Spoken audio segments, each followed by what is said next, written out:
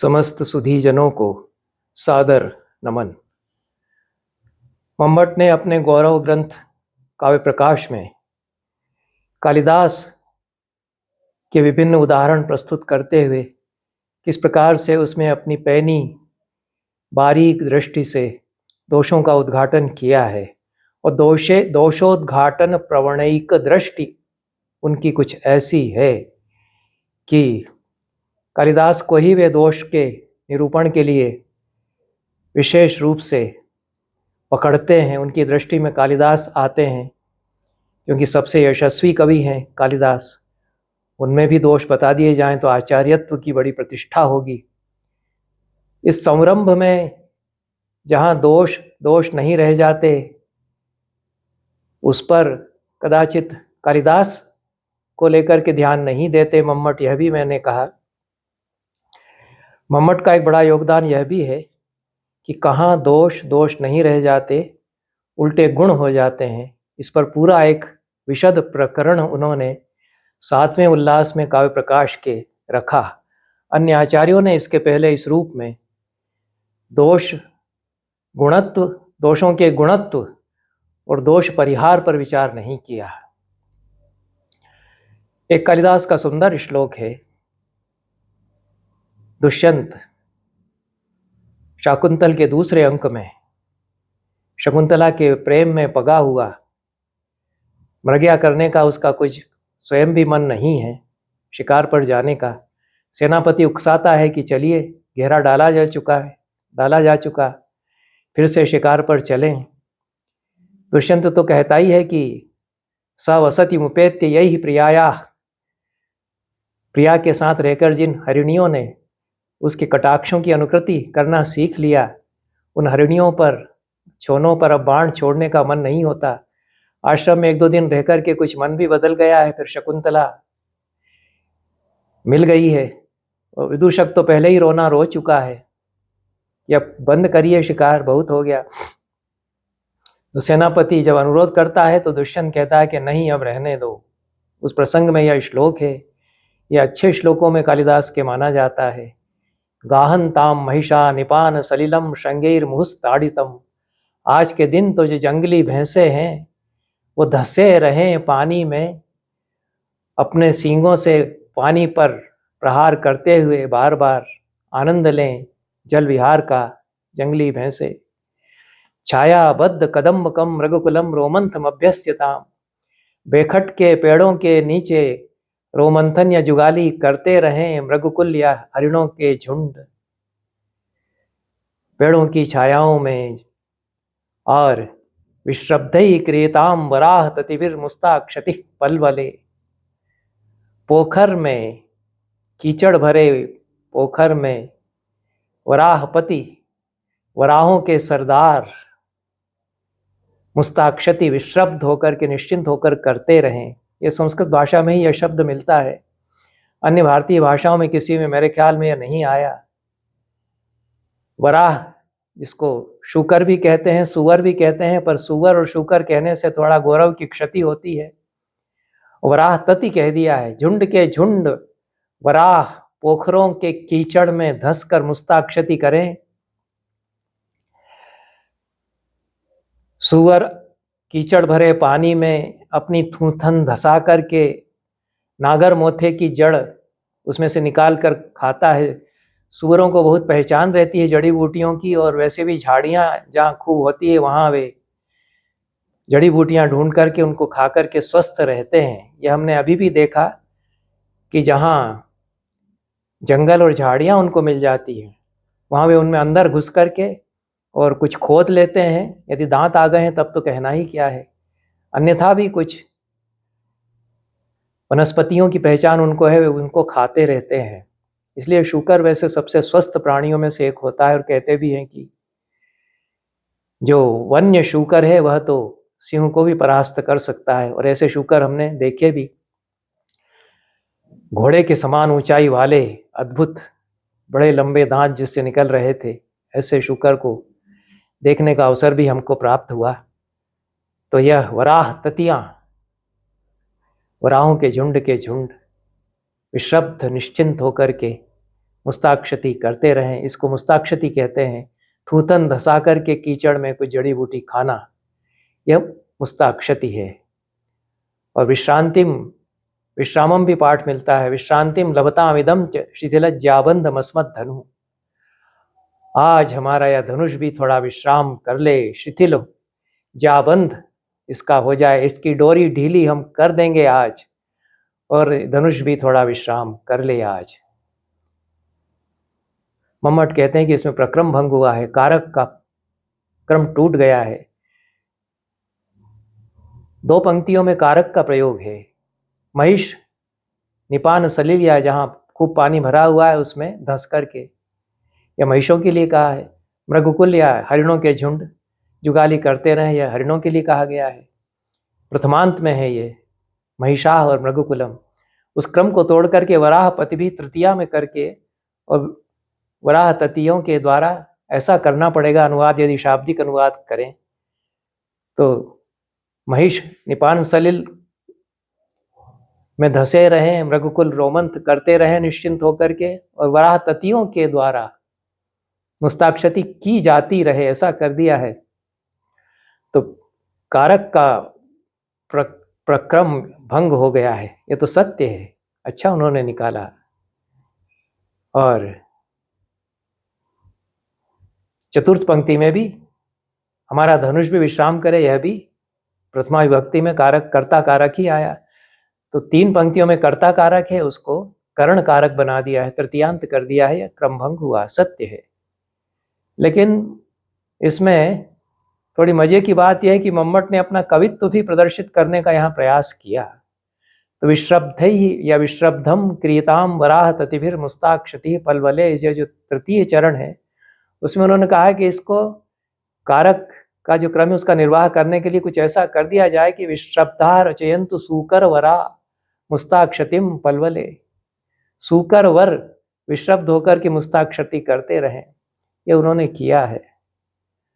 अब कहाँ वराह तति, ये गौरवशाली संज्ञा का प्रयोग किया है, तृतीयांत भले ही है। सूकर वर आप ले आए, उसमें सुअर शब्द ले आए आप, क्या मिला ऐसा करने से आपको? कविता भी कुछ ऐसी नहीं उसमें लग रही है।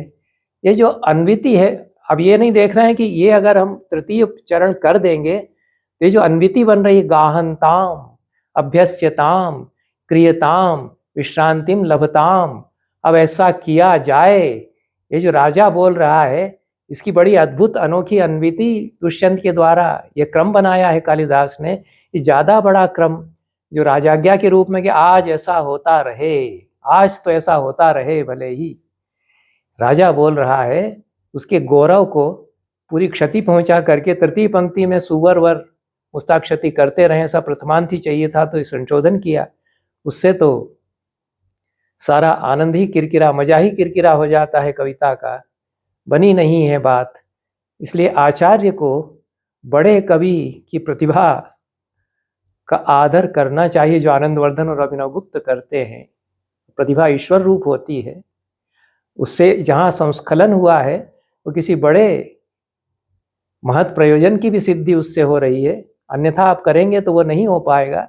यह देखना चाहिए था, यह मम्मट ने नहीं देखा। इसलिए मेरा निवेदन है, आचार्य तो वाग्देवता अवतार हैं, सूक्ष्मेक्षिका कविता में उनकी है, जानबूझ करके ही कालिदास की उन्होंने ऐसी कड़ी समीक्षा की है ताकि शेष कवि सावधान रहें कि कालिदास में भी जब आचार्य ऐसे दोष निकाल सकता है तो हमको तो थोड़ा संभल करके चलना चाहिए। ऐसी सीख देने के लिए मम्मट का ध्येय यह है, लेकिन यह नहीं करना चाहिए कि आप अन्याय कर दें फिर कविता के साथ। मैंने कालिदास में शोध की संभावनाएं इस विषय पर बोलते हुए कालिदास में दोषाभास का अन्वेषण भी किया जा सकता है, इस पर बात की थी। और सुमंत पात्र जो बंगाल से आए, उन्होंने दोषाभास पर अपना शोध पत्र पढ़ा। यह तो निश्चित, यह तो जाहिर है, प्रकट है कि सुमंत पात्र की अपनी अवधारणा नहीं है दोषाभास, लेकिन मुझे उस समय नहीं सूझा कि आया कहाँ से है।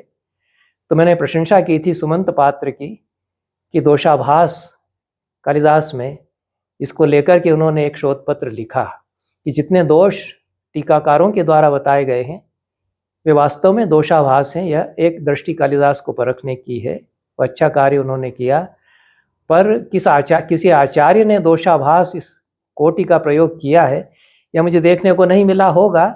लेकिन ये जो सुमंत पात्र तो युवा विद्वान है, उनसे पहले पंडित बटुकनाथ शास्त्री खिस्ते ने बहुत अच्छा एक लेख लिखा है, वो कालिदास में दोषाभास पर, संस्कृत में उनका लेख है। और जिस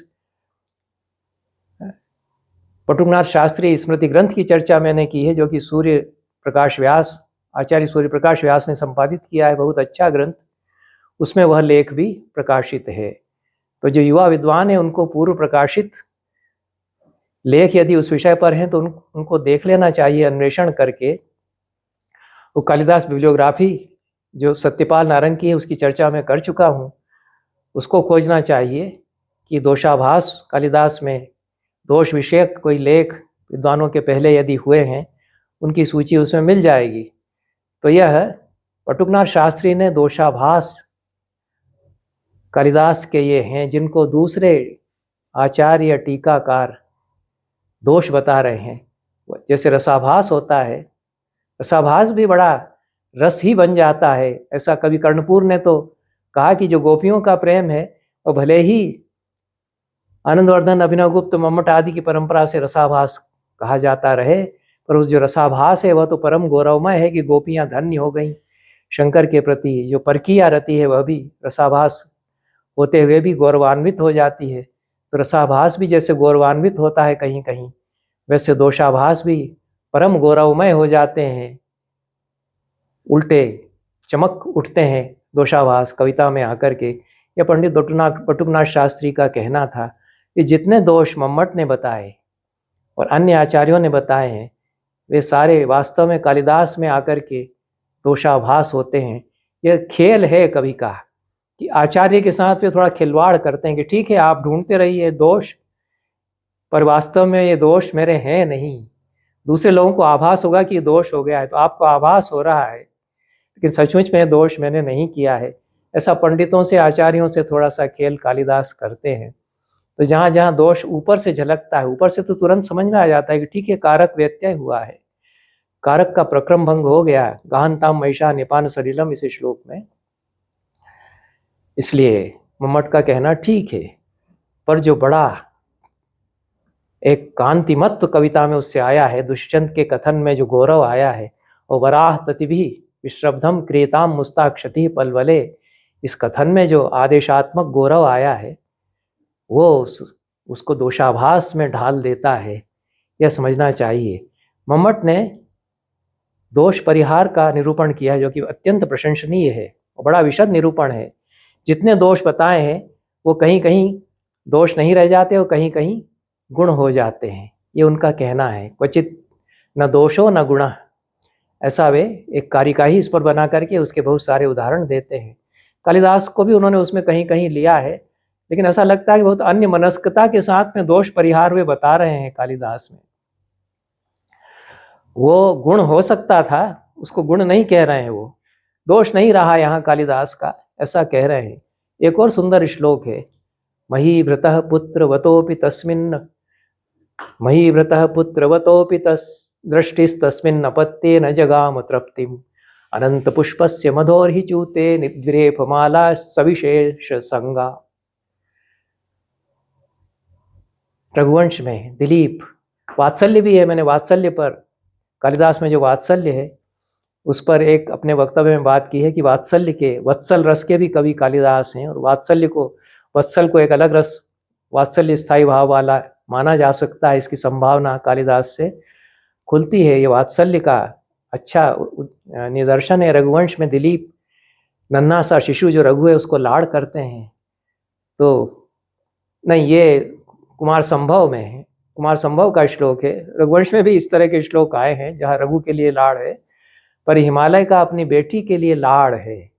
तो पुत्र वतोपि महीभृतः, पुत्रवान होते हुए भी महीभृत एक हिमालय, राजा हिमालय का, हिमालय की जो दृष्टि है, तो तस्मिन् अपत्ये न जगाम तृप्तिम, अपनी उस संतान पर, उस पार्वती पर उसकी आंखें भरती नहीं थी, दृष्टि तृप्त नहीं होती थी, आंखें नहीं भरती थी उसकी, बार बार उस बच्ची को देखते देखते।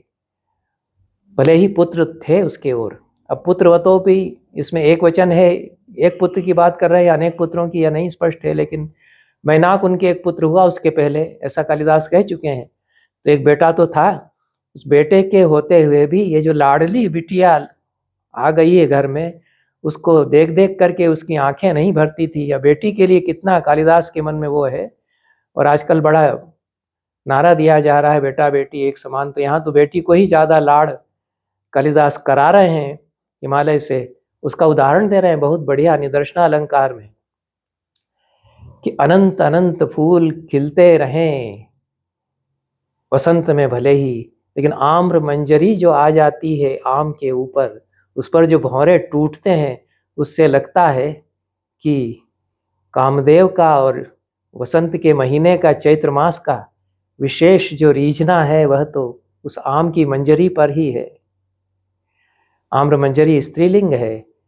असंख्य अगणित पुष्प सुंदर सुंदर खिले हों बगिया में, फिर भी वसंत मुस्कुराता है तब जबकि आम में भी मंजरियां आती हैं, क्योंकि आनंद फिर वसंत का पूरा उसी में होता है। इतना सुंदर उदाहरण दिया है।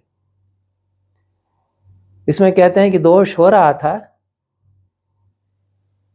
यह पर्याय का क्रम टूट रहा था। अब क्या ये दृष्टि है, पुत्रवान होते हुए भी राजा हिमालय की उस संतति या उस अपत्य में दृष्टि नहीं भर रही थी, आंखें नहीं भर रही थी, ऐसा कहा है। तो एक जगह पुत्र कहा है, एक जगह अपत्य संतति कह दिया है। इससे पर्याय का क्रम, संज्ञा का क्रम टूट गया। यहाँ भी पुत्र कहना चाहिए था, ऐसा मम्मट का आग्रह है। कुंतक की दृष्टि से यहाँ पर्याय वक्रता हो जाती। ये तो बहुत सुंदर बन गया कुंतक की दृष्टि से, ये जो बांकापन है कि यहाँ बेटा कहा है और यहाँ संतति कह दिया है, यहाँ पुत्र कहा और यहाँ अपत्य, अपत्य संतान जो कि स्त्री पुरुष दोनों हो सकते हैं। तो अपने इस संतान पर, तो यहाँ भी संतान ही कहना था, ऐसा इनका कहना है। अपत्यवतो भी मई व्रतोपत्यवत, छंद भी नहीं टूटता। कालिदास ऐसा चाहते तो लिख सकते थे, पर नहीं किया उन्होंने, जानबूझकर ही नहीं किया होगा। मही व्रतोपत्यवतोपि दृष्टिस्तस्मिन् अपत्ये न जगाम तृप्तिम। तो अपत्य अपत्य दोनों जगह आ जाता, तो मम्मट की दृष्टि से क्रम बना रहता। उन्होंने क्रम तोड़ा, क्रम उन्होंने तोड़ा, ये पुरुषवाचक बताने के लिए तोड़ा कि पुत्र था उसके पास, नहीं तो सौंदर्य खत्म हो जाता। ये जो यहाँ पुरुष को बताना कि एक बेटा उसके पास है, इसलिए पुत्र कहना आवश्यक था वहाँ, क्योंकि अपत्य तो स्त्री पुरुष दोनों ही होते हैं। संतति जिसको कहते हैं, संतान तो लड़की भी है लड़का भी है, इसलिए यहाँ तो पुत्र कहना जरूरी था। और यहाँ समानता बताने के लिए अपत्य ही कहा है, चाहे बेटा हो चाहे बेटी हो, संतति या संतान दोनों हैं। ये बड़ी दृष्टि के साथ कालिदास ने श्लोक लिखा है। इसको चाहते तो दोषाभास कहते या गुण कह देते, पर नहीं कहा। उन्होंने कहा कि इसमें दोष तो हो गया, लेकिन कुछ लोग कहते हैं कि दोष नहीं मानना चाहिए, ऐसा कुछ लोग समर्थ केचित के साथ उदासीनता बताते हुए कहते हैं, अत्र सत्यपि पुत्रे कन्या रूपे अपत्ये स्नेहो भूत। पुत्र के होते हुए भी कन्या रूप जो अपत्य है उसमें उसका स्नेह था, ऐसा बताने के लिए वहां पुत्र और यहाँ अपत्य कहा है कालिदास ने, इसलिए दोष नहीं मानना चाहिए, ऐसा कुछ समर्थन कुछ लोग करते हैं। फिर भी यह नहीं कहा उन्होंने कि यहाँ दोष नहीं रहा। कुछ ऐसी अन्य मनस्कता सी कालिदास के लिए है। यह दोष परिहार का जो प्रकरण है उसकी दृष्टि से मैं कह रहा हूँ कि दोष परिहार जहाँ दिख रहा है वो दोषाभास दिख रहा है, और गुण होते हुए दिख रहे हैं साफ साफ कालिदास में, उसको भी थोड़ा इस तरह से ले लेते हैं। उनकी दृष्टि है और बहुत आदरणीय है मम्मट, इसमें तो कोई संदेह नहीं है। यह इसलिए भी कहना आवश्यक है कि काव्य प्रकाश आचार्य या शास्त्री के पाठ्यक्रमों में, एमए संस्कृत साहित्य के पाठ्यक्रमों में लगभग सारे भारत में पढ़ाया जाता है। विदेशों में तो कदाचित तब नहीं रहा उसका ऐसा प्रचलन, और मैंने देखा कि विदेशों के विश्वविद्यालयों में साहित्य शास्त्र के दूसरे ग्रंथ ढूंढ करके पढ़ाए जाते हैं। उसकी चर्चा नहीं करूंगा, पर काव्य प्रकाश बड़ा गौरव ग्रंथ है, उसका कोई विकल्प भी नहीं है। यह भी हमने देखा पढ़ करके कि साहित्य दर्पण या अलंकार कौस्तुभ या और भी कोई ग्रंथ हैं, वे काव्य प्रकाश का पूरी तरह से विकल्प नहीं बन सकते, क्योंकि सर्वांगीण जैसा काव्य प्रकाश है वैसा कोई ग्रंथ नहीं है। तो मम्मट यहाँ ये कहना चाह रहा है कि कहना चाह रहे हैं कि वक्राद्योचित्यवशात दोषोपि गुणः क्वचित क्वचिन नोभौ।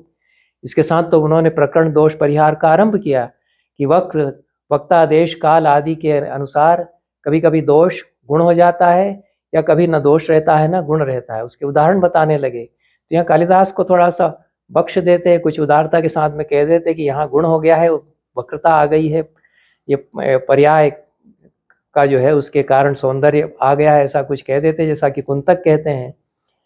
यहाँ उन्होंने ऐसा नहीं कहा, लेकिन कालिदास के उदाहरण देते हुए उन्होंने न्यून पदत्व, कहीं दोष नहीं रह जाता, गुण भी नहीं होता, इसके लिए एक और सुंदर श्लोक लिया है कालिदास का। तिष्ठेत कोपवशात प्रभाव पिहिता दीर्घम न सा कुप्यति स्वर्गायोत्पतिता भवेन मयि पुनर्भावाद्रमस्याः मनः ताम हर्तुम विवदद्दिशोऽपि न च मे शक्ता पुरोवर्तिनीं सा चात्यंत मगोचरम नयनयोर यातेति कोयम विधि। पुरुरवा, विरही पुरुरवा बावला होकर के तरह तरह के विकल्प करता है। कहाँ चली गई मेरी प्रिया उर्वशी? क्या रुष्ट होकर के, गुस्से में भर कर के, अपने प्रभाव से अंतर्धान है, वह यहीं कहीं है और मुझे नहीं दिख रही है। ऐसा अप्सरा होने के कारण वह तिरस्करणी विद्या का उपयोग कर सकती है। कहते हैं कि दीर्घम न सा कुप्यति, वह तो बहुत देर रुसाती नहीं है, बहुत देर उसका गुस्सा टिकता नहीं है। सारे वाक्यों में प्रथम वाक्य को अवान्तर दूसरा वाक्य बाधित कर देता है। क्या रोष में भर कर के अंतर्ध्यान होकर के यहाँ विराजमान है उर्वशी? लंबी बहुत देर तक गुस्सा उसका टिकता ही कहाँ है। स्वर्ग तो नहीं उड़कर चली गई, पर मेरे प्रति ऐसा भावार्ध है उसका मन। यह दूसरी पंक्ति है, स्वर्गायोत्पतिता भवेन मयि पुनर्भावार्ध मस्याः मनः। तीसरी पंक्ति में कहते हैं कहीं उसको कोई राक्षस असुर तो नहीं हर ले गया? मेरे रहते हुए किसकी हिम्मत है कि उसको असुर हर ले जाए? तो कैसे हो गया कि वह अत्यंत नयनों के लिए अत्यंत अगोचर हो गई। सा चात्यंत मगोचरम नयनयोर यातेति कोयम विधि। एक ऐसी विधि है कि वह आंखों से पूरी तरह ओझल हो गई, नहीं दिख रही, ऐसा कहते हैं। कहते हैं कि इसमें न्यून पदत्व दोष की आशंका होती है मम्मट, लेकिन न्यून पदत्व दोष की आशंका निवारित हो जाती है क्योंकि उत्तर वाक्य पूर्व वाक्य को बाधित करके आता है। तो नैतद यथा ऐसा जोड़ना चाहिए था कि नहीं, ऐसा नहीं हो सकता। कहीं वह रोष में भरकर के अंतर्धान तो नहीं है, ऐसा नहीं हो सकता, क्योंकि बहुत देर तक उसका गुस्सा टिकता ही कहाँ है। तो ऐसा नहीं हो सकता है, नैतद यथा ऐसा नहीं जोड़ा कालिदास ने। स्वर्ग तो नहीं चली गई उड़ करके, पर मेरे लिए उसका मन ऐसा भाव से भीगा भीगा रहता है। बीच में ऐसा नहीं हो सकता, उसका तो मन मेरे लिए सदैव भाव में आर्द्र रहता है। ऐसा तो ऐसा नहीं हो सकता, नहीं तो यतः ऐसा नहीं हो सकता, क्योंकि ऐसा अवान्तर वाक्य एक वाक्यांश जोड़ना चाहिए था, वह नहीं जोड़ा, तब भी दोष नहीं हुआ, क्योंकि उत्तर वाक्य बाधित करके ही आता है। लेकिन मम्मट ने फिर थोड़ी और कड़ा रुख अपनाते हुए कहा कि दोष नहीं हुआ, ठीक है, मान लिया, लेकिन गुण भी नहीं हुआ है। विशेष बुद्धेर अकरणान न गुण है। यह जो न्यून पदत्व हो गया है, उससे कोई विशेष बुद्धि जागरित नहीं हुई, कोई विशेष व्यंग्यार्थ नहीं निकला। उतना ही आशय निकलता है कि ऐसा नहीं हो सकता। उतना आशय उत्तर वाक्य के द्वारा बाधित हुए पूर्व वाक्य के हो जाने पर उतना आशय निकल आता है। उत्तरा प्रतिपत्ति पूर्वम प्रतिपत्तिम बाधते इति न दोषः। उत्तरा प्रतिपत्ति पूर्व प्रतिपत्ति को बाधित नहीं करती, इसलिए दोष बाधित कर देती है, इसलिए दोष नहीं रहा। इतना वो कंसिडरेट हो जाते हैं, कालिदास के प्रति उदार हो जाते हैं। लेकिन गुण भी नहीं हुआ, ऐसा वे कहते हैं। मेरी दृष्टि में चाहते तो गुण भी मान सकते थे, क्योंकि बावला है पुरुरवा, कुछ टूटे फूटे वाक्य बोल रहा है, तो बार बार उसको सावधान होकर के ऐसा विमर्श कोई नैयायिक की तरह विमर्श नहीं कर सकता है, तर्क करते हुए कि ऐसा नहीं हो सकता क्योंकि, ऐसा भी नहीं हो सकता क्योंकि, ऐसा बार बार जोड़े। भाव प्रवाह उसका चल रहा है, तो वाक्य जल्दी जल्दी बड़बड़ाता है वह, कहीं ऐसा तो नहीं, पर ऐसा कह के दूसरा वाक्य तुरंत बोल देता है। तो इसको विरही की उक्ति, भावाकुल उक्ति होने के कारण इससे रस की व्यंजकता बढ़ जाती है, ऐसा कह सकते थे, बढ़ती है इसमें। कालिदास इसीलिए न्यून पदत्व ला रहे हैं, दोष कर रहे हैं कि चमक जाएगा आपाततः दोष होने से। मैं इस दृष्टि से इसको देखता हूँ। मम्मट की दृष्टि कालिदास के लिए कुछ भिन्न हो जाती है, इसलिए मैं कह रहा हूँ। अन्य आचार्यों ने इस दृष्टि से भी कालिदास को देखा है, जैसा बटुकनाथ खिस्ते शास्त्री भी करते हैं, कुंतक खूब करते हैं कालिदास के साथ इस तरह का।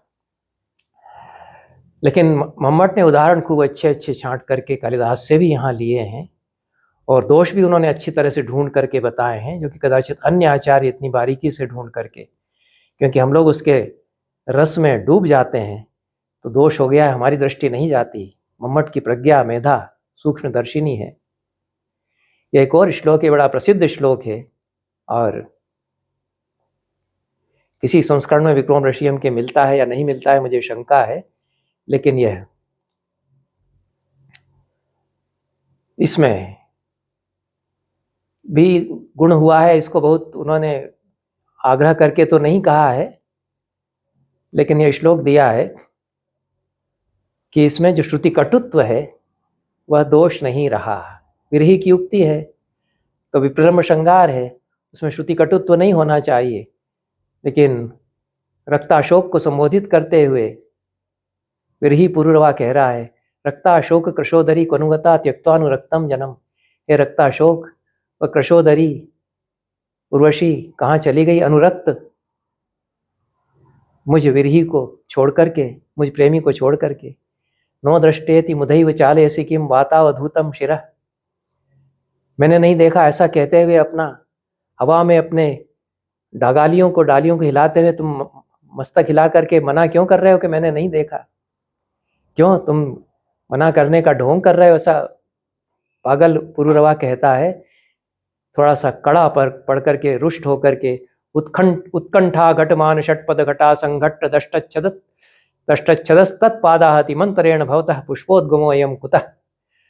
उसके चरणों के रुंझुन बजते हुए नूपुरों वाले प्रहार के बिना तुम्हारे में ऐसे फूल लहलहा करके कैसे खिल जाते, जिन पर की उत्कंठा से टूट पड़ रहे हैं षटपद या भ्रमर, उनकी घटाएं, उनके झुंड के झुंड मंडरा रहे हैं तुम्हारे ऊपर। उनके उर्वशी के चरणों के प्रहार के बिना कैसे पुष्पोद्गम तुम्हारे में आ गए। या उत्कंठा घटमान षटपद घटा संघट दष्टच्छदस तत्पादाहति, यहाँ पर श्रुति कटुत्व हो गया, कठोर कठोर टकार ठकार वाले वर्ण षटपद आदि शब्द आ गए हैं, श्रुति कटुत्व दोष हुआ, जो कि संभोग श्रृंगार के प्रसंग में कोमलकांत पदावली आनी चाहिए, यह दोष हो गया।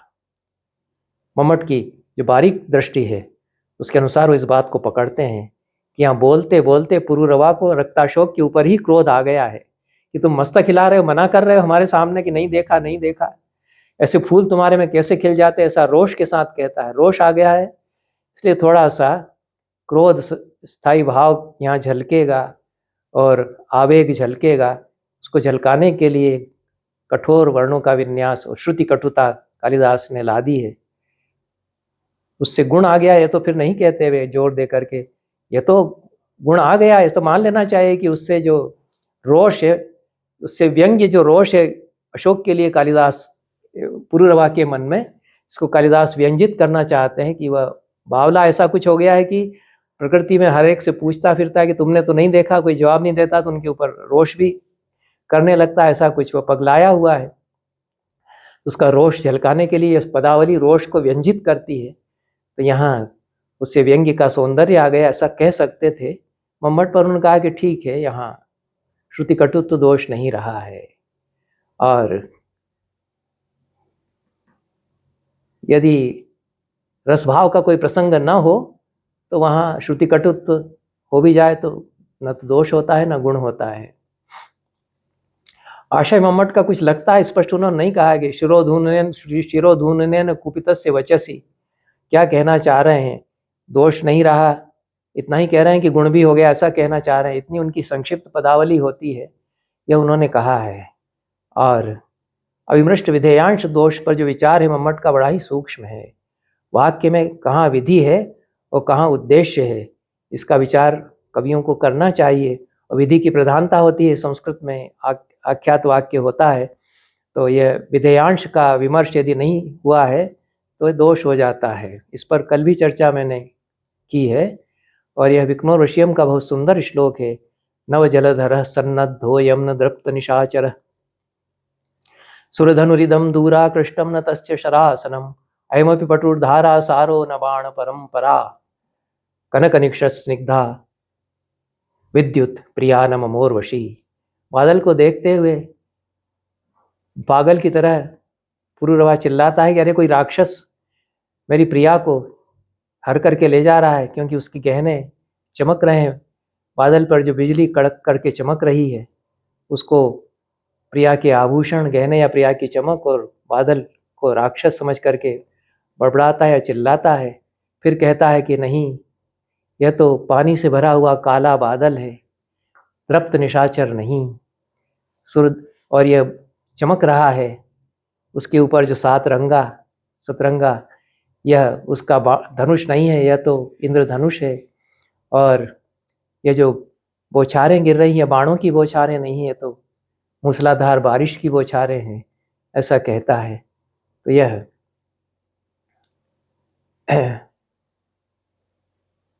और जो बिजली है मेरी प्रिया नहीं, ऐसा कहता है। यहाँ प्रसज्ज प्रतिषेध नय का उदाहरण यह है, और इसमें क्रिया के साथ नय का नकार का संबंध हो जाता है, इसलिए दोष यहाँ पर नहीं हुआ। अविमृष्ट विधेयांश और दोषाभाव यहाँ पर हुआ है, ऐसा मम्मट कहते हैं। पर्युदास नय का दो प्रकार के नय होते हैं। प्रसिद्ध प्रतिषेध, जहाँ की पूरी तरह से निषेध कर दिया गया कि नहीं, ऐसा नहीं किया गया है, क्रिया के साथ उसका अन्वय हो जाता है, तो नय समास न करने पर दोष नहीं रहता।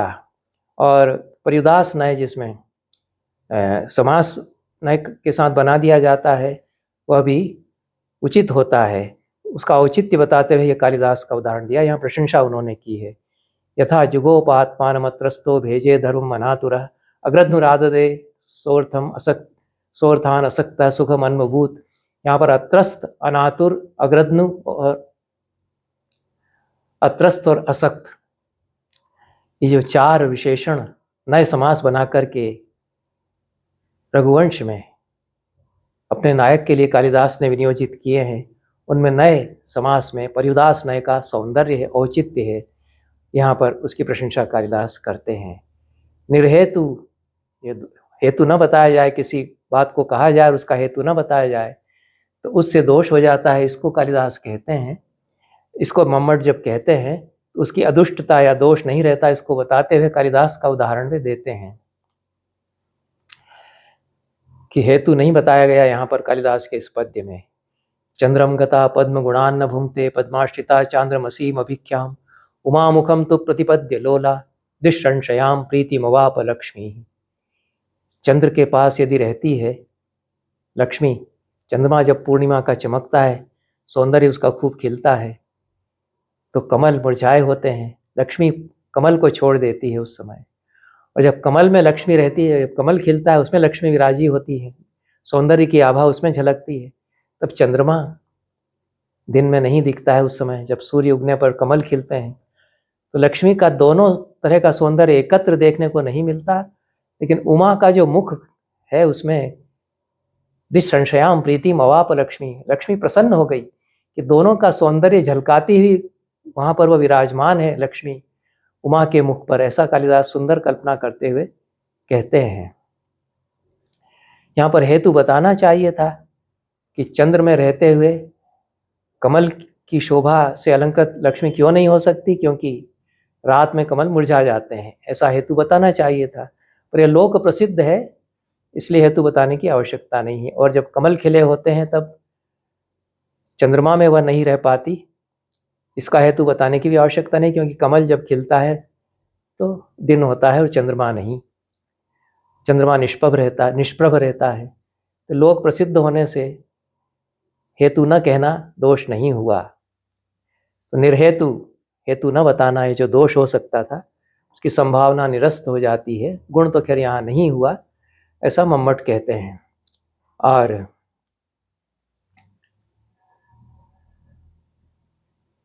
यत्तत् का विपर्य कहीं देखा जाए, यत तद और नित्य संबंध, यह व्याकरण का नियम है। जहाँ यत आए वहाँ तत्, तो वह जो कि, ऐसा यत और तत् का संबंध वाक्यों में होना चाहिए।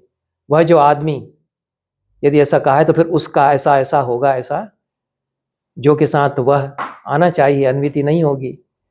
ये अन्विति कहीं टूट जाएगी तो दोष की आशंका होगी, पर ऐसी आशंका कालिदास के एक सुंदर पद्य में नहीं होती, वहां भी दोष नहीं रहा, ऐसा कहते हैं मम्मट। द्वयं गतम संप्रतिशोचनीयताम समागम प्रार्थनया कपालिनः कला च सा कांतिमती कलावतः तुमस्य लोकस्य च नेत्र कौमुदी।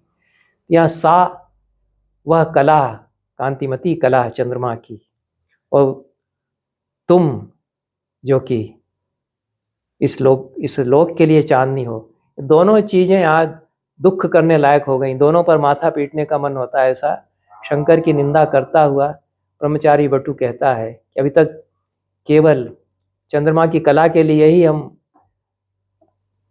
सिर पीटते थे या खेद करते थे कि कहाँ उस भिक्षुक कपाली शिव के मस्तक पर ऐसी सुंदर कला विराज रही है। इस कला, चंद्रमा की कला का ऐसा अनादर हो रहा है वहाँ पहुँच करके, और तुम्हारा विवाह जब हो जाएगा तो दो पर हम उसी तरह से खेद प्रकट करेंगे। एक तो चंद्रमा की कला और इस संसार के लिए चांदनी की तरह तुम, ऐसा कहते हैं।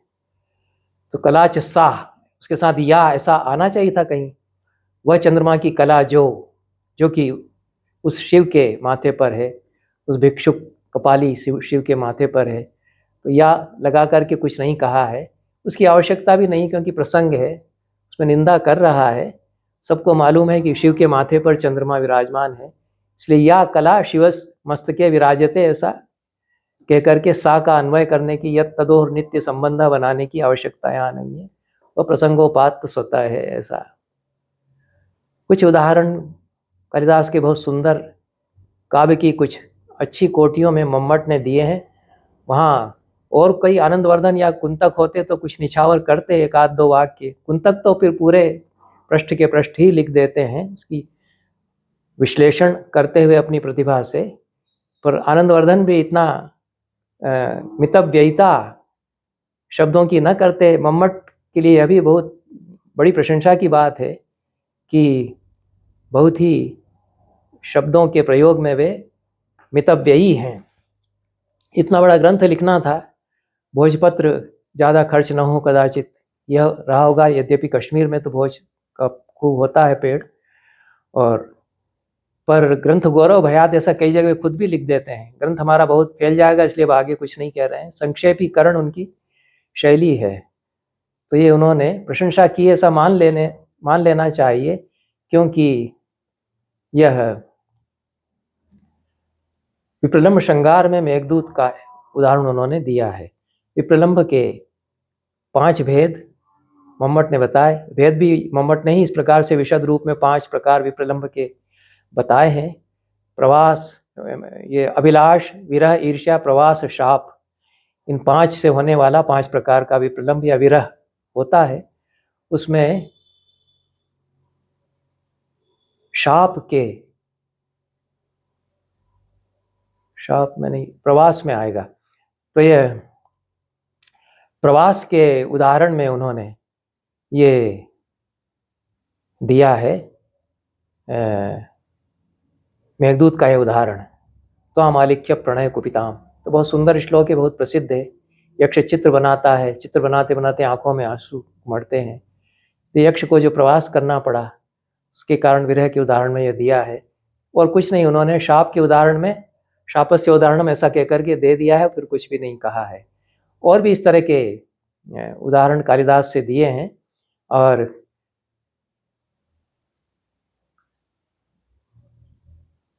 दोष किस प्रकार से वो ढूंढते हैं, आपातता दोष प्रतीति न होने पर भी।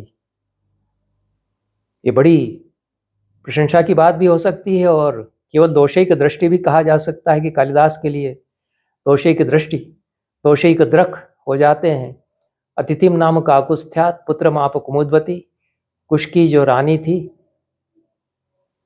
उसको अतिथि नाम का पुत्र काकुस्थ्य, ककुस्थ के वंशज कुश से मिला। पश्चिमाद यामिनी यामात प्रसादमिव चेतना, पश्चिम के यामिनी याम से जैसे चेतना, पश्चिम यामिनी याम से जैसे भोर होने पर चेतना प्रसन्नता को, प्रसाद को प्राप्त करती है, नैर्मल्य को, प्रसाद को प्राप्त करती है।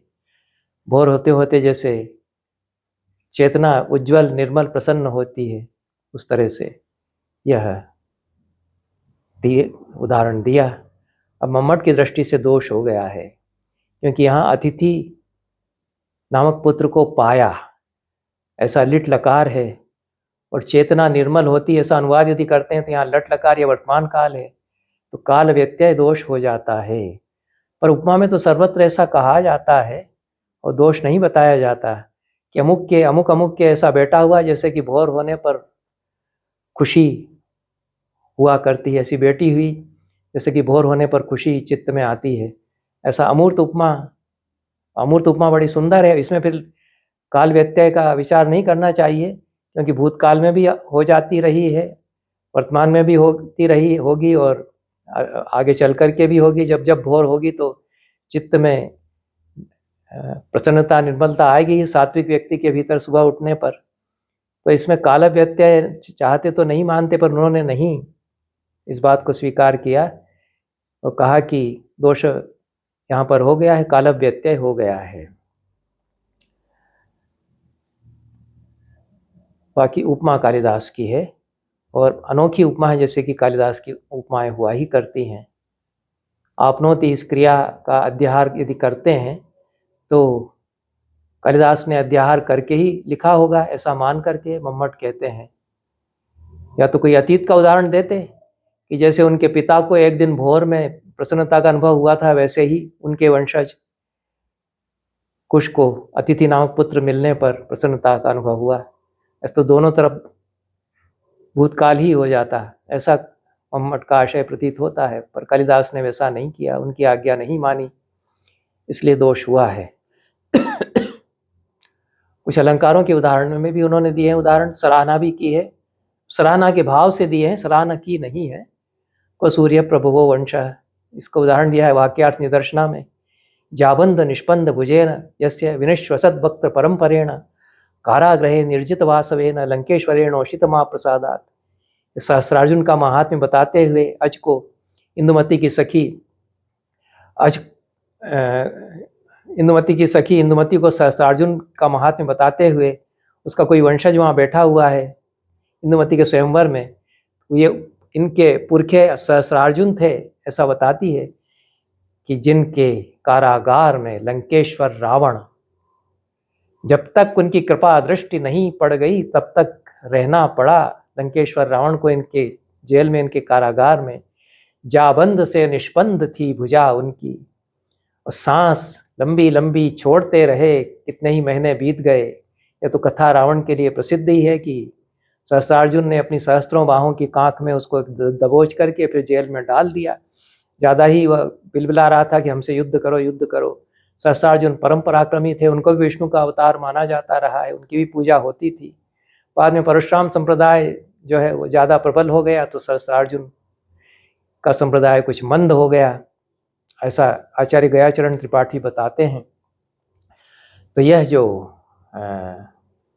वर्णन है, इसमें मम्मट ने सराहना की दृष्टि से इसको उद्धृत इसलिए किया है कि यहाँ ज्या शब्द का प्रयोग किया है।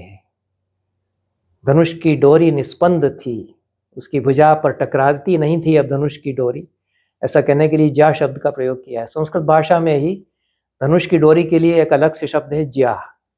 रेखागणित में भी ज्या आता है, पर यह इस प्रसंग में केवल धनुष की डोरी के लिए ही आता है।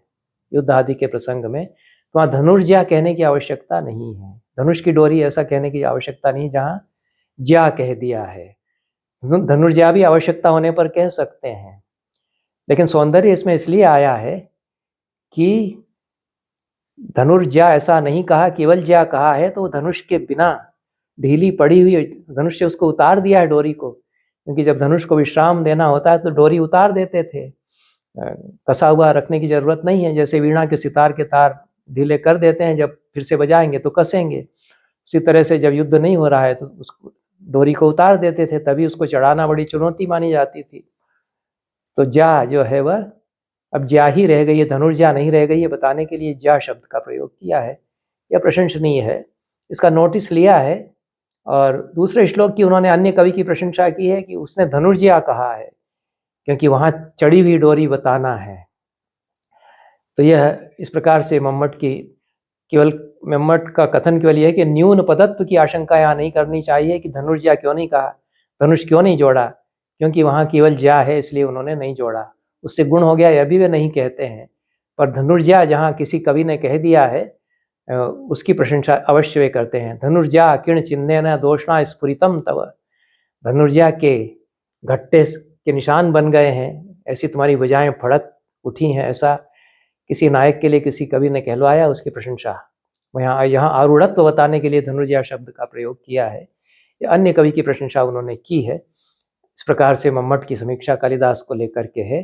बाकी जो उदाहरण उन्होंने कुछ और अच्छे दिए हैं कालिदास से, वो ग्रीवा भंगाभिरामम, इसको कुछ किन्हीं टीकाकार ने, राघव भट्ट ने प्रक्षिप्त भी बताया है, पर कालिदास के सबसे सुंदर श्लोकों में से माना जाता है। अभिनव गुप्त ने भी इसकी बड़ी मीमांसा की है। भयानक रस कैसे इस श्लोक से उद्रिक्त होता है, इसकी उन्होंने विशद रूप से व्याख्या करते हुए बताया है।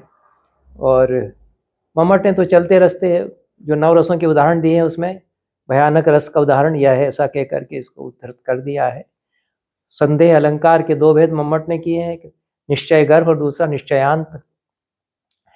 तो संदेह करता है लेकिन निश्चय नहीं हो पाता कि ऐसा है, ऐसा ही है, ऐसा नहीं है, ऐसा निश्चय नहीं कर पाता है तो निश्चय गर्भ होगा। निश्चय पर पहुंच जाएगा संदेह करने के बाद तो निश्चयांत हो जाएगा। तो निश्चयांत संदेह के उदाहरण के लिए सुंदर श्लोक कालिदास का मम्मट ने उद्धृत किया है। अस्या सर्ग विधौ प्रजापति रघु चंद्रोनुकांति प्रदः इत्यादि श्लोक है। और शंका करता है इसकी सृष्टि करने वाला चंद्रमा होगा या स्वयं मदन या कामदेव ने इसको रचा होगा या मासोनु पुष्पाकर है या चैत के महीने ने इसको रचा होगा, ऐसा संदेह करता है। फिर निश्चय करता है कि नहीं,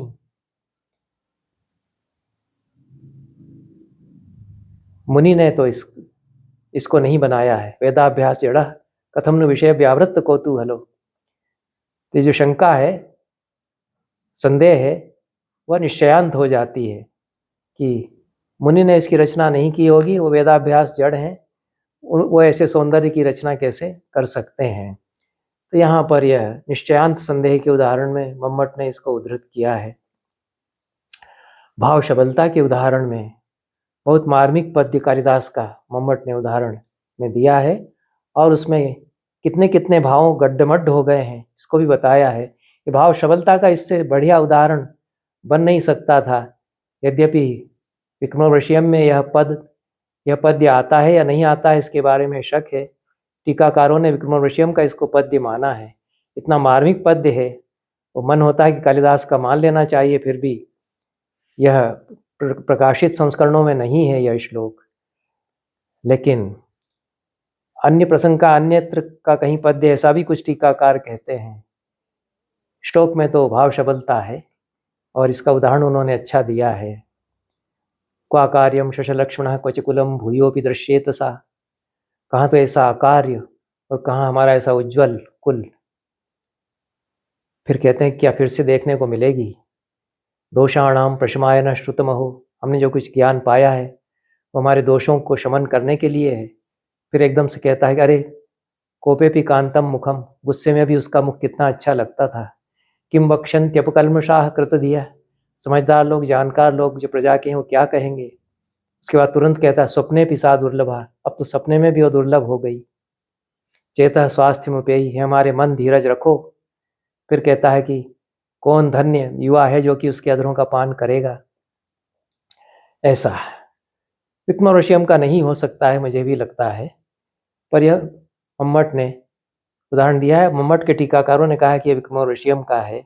मम्मट इसको विक्रमोर्वशीयम का मानते हैं या नहीं कहा जा सकता, पर यह भाव शबलता का अत्यंत उत्तम उदाहरण है। और द्वयम गतम संप्रति शोचनीयताम समागम प्रार्थनया कपालिनः, यह जो बटुक ब्रह्मचारी के मुख से कालिदास ने कहलवाया है, उसमें व्यंजना की स्थापना करते हुए पंचम उल्लास में कालिदास ने इसको भी कुछ सराहना के भाव से उद्धृत किया है कि यहाँ पर पिनाकिना न कह करके कपालिना कहा है, क्योंकि शंकर के लिए पिनाकी कहते तो गोरा होता, पिनाक धनुष जो उठाए हुए हैं, और उसको भिखमंगा भिक्षुक कहना, इसलिए कपालिना या भिक्षा पात्र हाथ में धारण किए हुए वह शंकर, दो चीज़ें उसके लिए अब शोक के योग्य हो गई। यह श्लोक पहले भी आ चुका है, इसको उद्धृत करते हैं। इन शब्दों के साथ मम्मट की जो कालिदास मीमांसा है उसका यह प्रकरण समाप्त करते हैं। और कालिदास के बहुसंख्य पद्य मम्मट ने उद्धृत किए हैं, इसमें कोई संदेह नहीं, पर दोष निरूपण में अधिक उद्धृत किए हैं।